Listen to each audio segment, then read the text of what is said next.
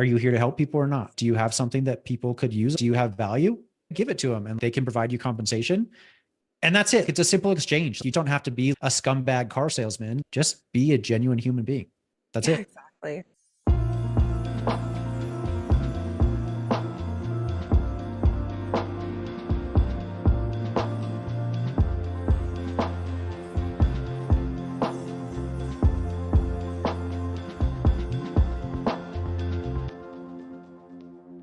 Welcome back to the Hoffman Show, and we are continuing our series on coaches that don't suck.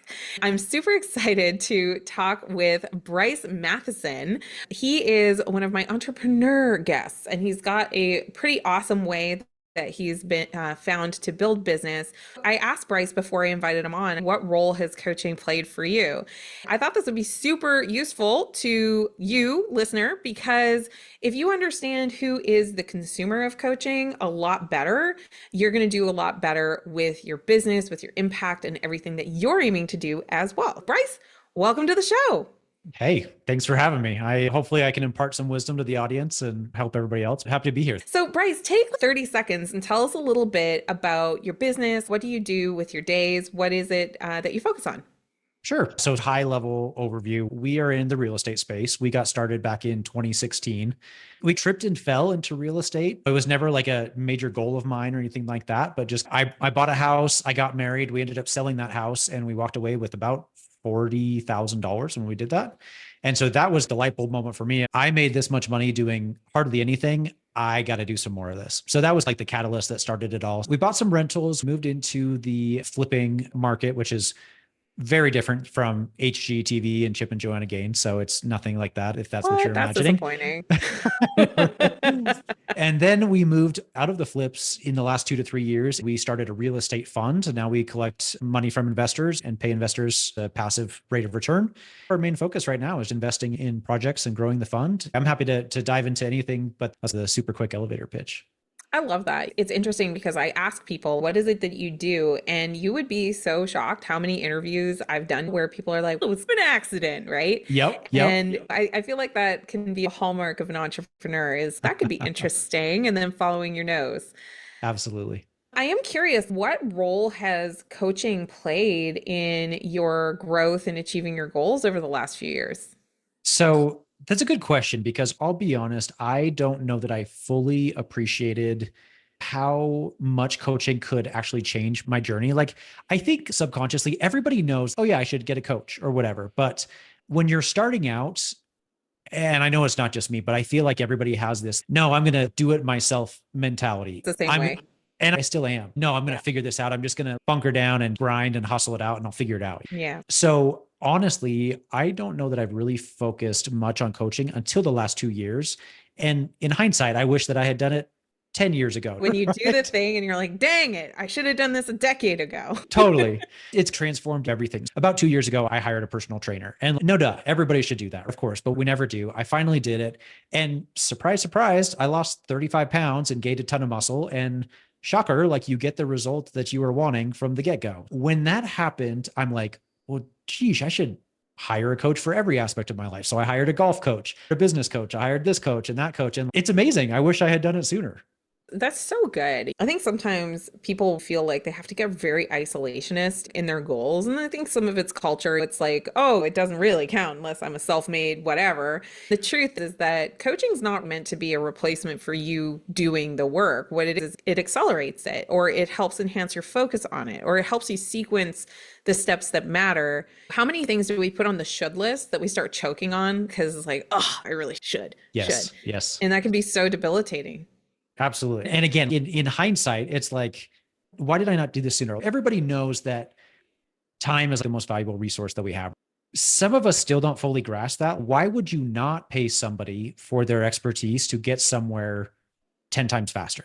If somebody came to me and said, hey, how do I get started in real estate? I could give you a whole blueprint to get exactly where I am 10 times faster.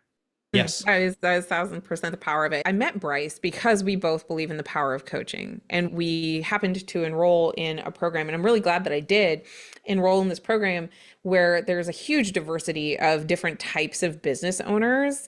We're all united in the sense that we want to do a really good job. We want to change the world with what we're doing. We want to be appealing and attractive to the right person to work with us. Even though what Bryce is doing is quite different than what I am doing, I think one of the things that is really interesting sometimes in coaching is that you can find yourself in these communities or in these places that you might not have gone to if you were just looking for information on its own.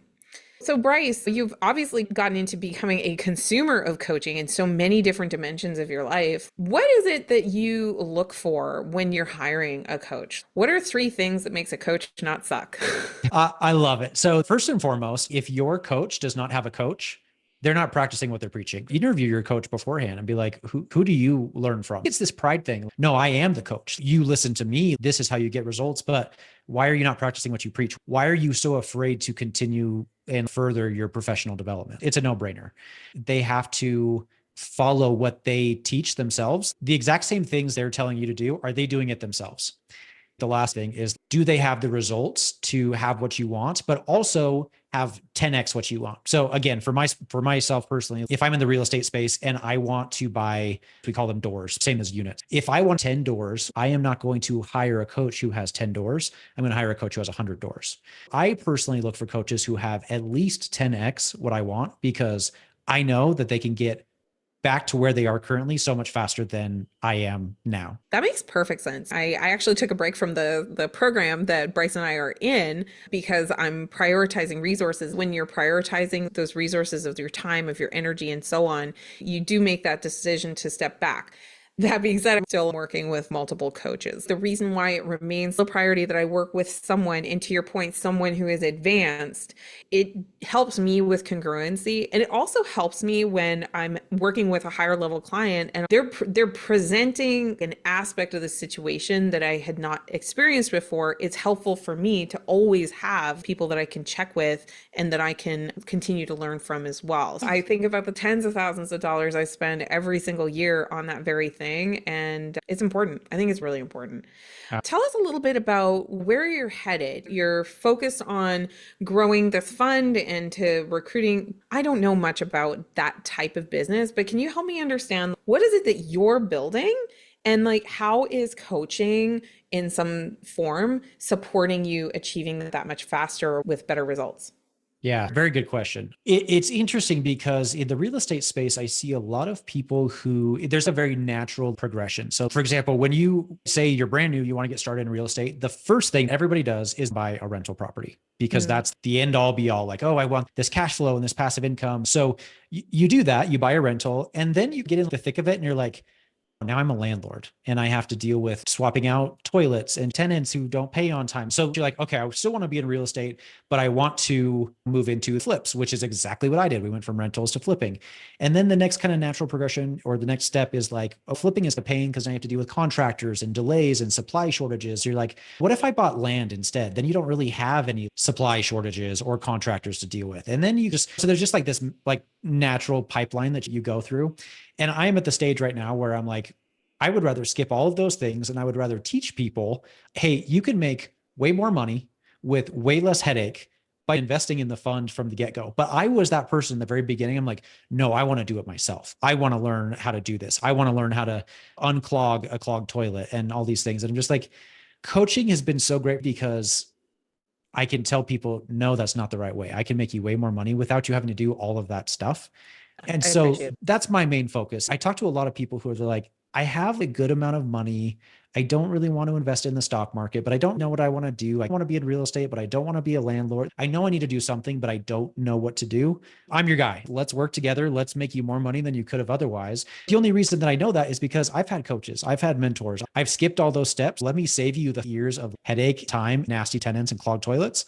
let's fast track you to get there. See, that's so valuable. And I really appreciate you walking us through that progression because the same thing happens in the coaching world.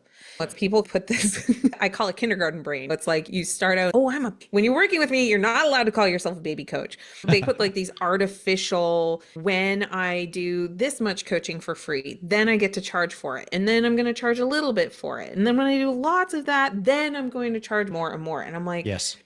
that's just not how it has to work. You can do it that way, and it'll take you 3 years to get to your first high ticket client. Yes. Or you can resequence your steps and recognize that no one has these preconceived ideas that you do, that you're such a beginner. You have a lot of valuable expertise that can be used, and you can do a higher ticket package and sell it inside of 2 weeks.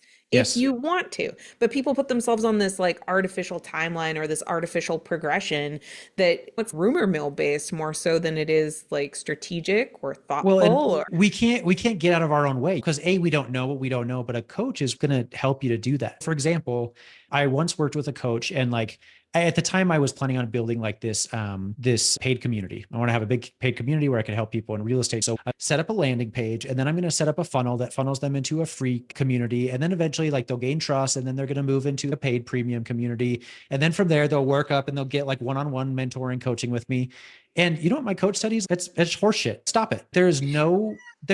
What you're trying to do ultimately is take a person from A to B, but you have all these fences and hurdles that they have to jump through. Get rid of them. And intuitively, of course, it sounds so simple. Of course, I would just funnel them into the thing that I want, but I didn't know what I didn't know. And now that I know not to do that, I know better. A lot of people would be like, okay, I need to gain that trust. I need to do this. They have to follow all these steps. And then finally they'll get here, but you can sidestep all that. I really love that you're bringing this up, particularly around funnels and complexity, because that definitely plagues. I have such a love-hate relationship with that With man funnels. because I've learned so much from him. His books are outstanding. You should definitely get them if you haven't, dear listener. His genius is really convincing you to To see use things ClickFunnels. his way. But to your point, the shortest distance between 2 points is a straight line. And when I learned that coaching is a relationship, and it's this ability to see the symbiosis or the quid pro quo that would allow the spark of an initial relationship. And yeah, you can manufacture that at a multi-million views social media level for a very generalist product, or you can just talk to people. It's that simple. It really is. I'm just thinking about like Bryce, you got onto this podcast and it's why? And it's because we just introduced each other and it's, hey, I'm doing a thing. Or do you want to do it? And you're like, yeah. The thing, it's organic. It's not staged. It's not forced. You're just having a conversation. A lot of people are like, oh no, I don't want to be salesy. Okay, so don't be salesy. Just be a human being. Are you here to help people or not? Do you have something that people could use? Do you have value? Give it to them and they can provide you compensation. And that's it. It's a simple exchange. You don't have to be a scumbag car salesman. Just be a genuine human being. That's Yeah, it. exactly. Exactly. I love that. I love that so much. Bryce, thank you. Like, what if people are really interested in learning more about real estate, financing, and all of the things that you do? What is the best way for them to track you down? Yeah, probably Instagram, just my first and last name at Bryce Matheson. I think that's probably the easiest way. I'm most active on Instagram, but whether you're interested in real estate or even if you just want help running some numbers on your first property analysis or whatever it may be, happy to reach out and help in any way that I can. I love that. I've got a lot of entrepreneurial friends that hopefully you're listening and you'll go check Bryce out because once you've generated that revenue, don't let it just sit there. Do something Do nothing. exciting. And I really love your perspective of, hey, I want to get into real estate, but I like maybe don't want to do anything regarding toilets. So go check out that way with Bryce. Thank you so much for your time today. Listener, don't forget to hit subscribe and leave us a 5-star review because it helps people find this episode and episodes like it that will inspire coaches to bring their best. We'll see you soon.